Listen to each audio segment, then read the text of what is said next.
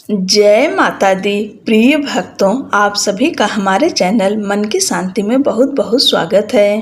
कार्तिक कृष्ण पक्ष की त्रयोदशी तिथि के दिन धनतेरस का पर्व पूरी श्रद्धा व विश्वास के साथ मनाया जाता है। धनवंतरी भगवान के अलावा इस दिन देवी लक्ष्मी और धन के देवता कुबेर की भी पूजा करने की मान्यता है। इस दिन को मनाने के पीछे धन्वंतरी के जन्म लेने की कथा के अलावा इसके बारे में एक दूसरी कहानी भी प्रचलित है। आइए हम सब मिलकर धनतेरस के दिन धनतेरस की कथा का श्रवण करेंगे। इस बार धनतेरस का पर्व 18 अक्टूबर को मनाया जाएगा। पौराणिक कथा के अनुसार एक समय भगवान विष्णु मृत्यु लोक में विचरण करने के लिए आ रहे थे। तब लक्ष्मी जी ने भी उनसे साथ चलने का आग्रह किया। तब भगवान विष्णु ने कहा कि यदि मैं जो बात कहूँ तुम अगर वैसा ही मानो तो फिर चलो। तब लक्ष्मी जी उनकी बात मान गईं और भगवान विष्णु के साथ भूमंडल पर आ गईं। कुछ देर बाद एक जगह पर पहुंचकर भगवान विष्णु ने लक्ष्मी जी से कहा कि जब तक मैं न आऊं तुम यहाँ ठहरो, मैं दक्षिण दिशा की ओर जा रहा हूँ, तुम उधर मत आना।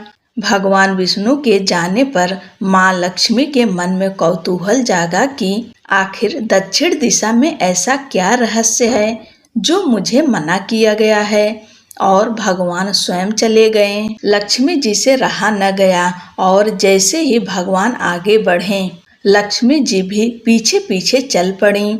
कुछ ही आगे जाने पर उन्हें सरसों का एक खेत दिखाई दिया जिसमें खूब फूल लगे थे। सरसों की शोभा देखकर वह मंत्रमुग्ध हो गईं और फूल तोड़कर अपना श्रृंगार करने के बाद आगे बढ़ीं। आगे जाने पर एक गन्ने के खेत से लक्ष्मी जी गन्ने तोड़कर रस चूसने लगीं। उसी क्षण भगवान विष्णु जी आए और यह देख लक्ष्मी जी से नाराज होकर उन्हें श्राप दे दिया कि मैंने तुम्हें इधर आने को मना किया था, पर तुम न माने और किसान की चोरी का अपराध कर बैठे। अब तुम इस अपराध के जुर्म में इस किसान की 12 वर्ष तक सेवा करो। ऐसा कहकर भगवान उन्हें छोड़कर क्षीर सागर चले गए। तब लक्ष्मी जी उस गरीब किसान के घर रहने लगीं। एक दिन लक्ष्मी जी ने उस किसान की पत्नी से कहा कि तुम स्नान कर पहले मेरी बनाई गई इस देवी लक्ष्मी का पूजन करो, फिर रसोई बनाना, तब तुम जो मांगोगी मिलेगा। किसान की पत्नी ने ऐसा ही किया। पूजा के प्रभाव और लक्ष्मी जी की कृपा से किसान का घर दूसरे ही दिन अन्न, धन, रत्न, स्वर्ण आदि से भर गया। लक्ष्मी ने किसान को धन धान्य से पूर्ण कर दिया।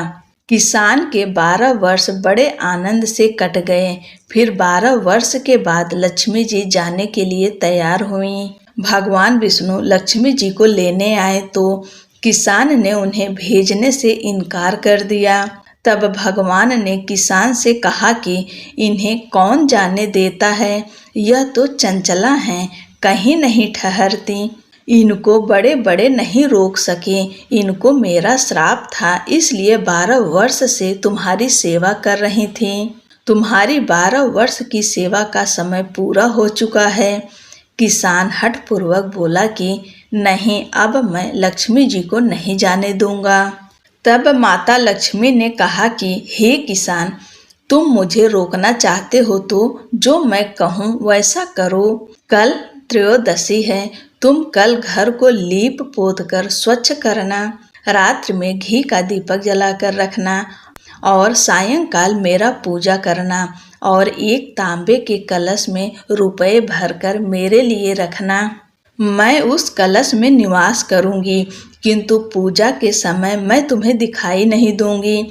इस एक दिन की पूजा से वर्ष भर मैं तुम्हारे घर से नहीं जाऊंगी। यह कहकर वह दीपकों के प्रकाश के साथ 10 दिशाओं में फैल गईं। अगले दिन किसान ने लक्ष्मी जी के कथा अनुसार पूजन किया। उसका घर धन धान्य से पूर्ण हो गया।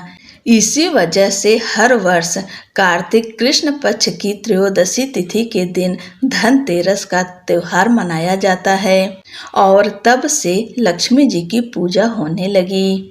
आप सभी को धनतेरस की ढेर सारी शुभकामनाएं। आइए दूसरी कथा सुनते हैं। शास्त्रों में वर्णित कथाओं के अनुसार समुद्र मंथन के दौरान भगवान धन्वंतरी हाथों में अमृत कलश लेकर प्रकट हुए थे। जिस तिथि को भगवान धन्वंतरी समुद्र से निकले वह कार्तिक मास के कृष्ण पक्ष की त्रयोदशी तिथि थी। भगवान धन्वंतरी समुद्र से कलश लेकर प्रकट हुए थे, इसलिए इस अवसर पर बर्तन खरीदने की परंपरा चली आ रही है। भगवान धन्वंतरी को विष्णु भगवान का अंश माना जाता है और इन्होंने ही पूरी दुनिया में चिकित्सा विज्ञान का प्रचार और प्रसार किया। भगवान धन्वंतरी के बाद माता लक्ष्मी 2 दिन बाद समुद्र से निकली थीं, इसलिए उस दिन दीपावली का पर्व मनाया जाता है। इनकी पूजा अर्चना करने से आरोग्य सुख की प्राप्ति होती है। एक बार मृत्यु के देवता यमराज ने यमदूतों से प्रश्न किया कि क्या कभी मनुष्य के प्राण लेने में तुमको कभी किसी पर दया आती है? यमदूतों ने कहा कि नहीं महाराज, हम तो केवल आपके दिए हुए निर्देशों का पालन करते हैं। फिर यमराज ने कहा कि बेझिझक होकर बताओ कि क्या कभी मनुष्य के प्राण लेने में दया आई? एक यमदूत ने कहा कि एक बार ऐसी घटना हुई है जिसको देखकर हृदय पसीज गया। एक दिन हंस नाम का राजा शिकार पर गया था और वह जंगल के रास्ते में भटक गया था और भटकते भटकते दूसरे राजा की सीमा पर चला गया। वहाँ एक हेमा नाम का शासक था।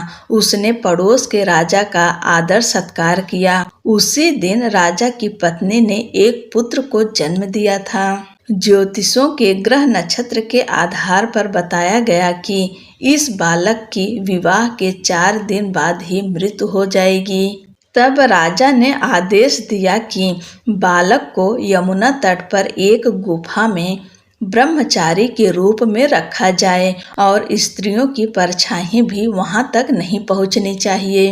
लेकिन विधि के विधान को कुछ और ही मंजूर था। संयोगवश राजा हंस की पुत्री यमुना तट पर चली गई और वहां राजा के पुत्र को देखा। दोनों ने गंधर्व विवाह कर लिया। विवाह के 4 दिन बाद ही राजा के पुत्र की मृत्यु हो गई। तब यमदूत ने कहा कि उस नवविवाहिता का करुण विलाप सुनकर हृदय पसीज गया था। सारी बातें सुनकर यमराज ने कहा कि क्या करें, यह तो विधि का विधान है और मर्यादा में रहते हुए यह काम करना पड़ेगा। यमदूतों ने पूछा कि ऐसा कोई उपाय है जिससे अकाल मृत्यु से बचा जा सके। तब यमराज ने कहा कि धनतेरस के दिन विधि विधान के साथ पूजा अर्चना और दीपदान करने से अकाल मृत्यु नहीं होती। इसी घटना की वजह से धनतेरस के दिन भगवान धन्वंतरी और माता लक्ष्मी की पूजा की जाती है और दीपदान किया जाता है। बोलो धन्वंतरी भगवान की जय, माता लक्ष्मी की जय। जय श्री कृष्णा।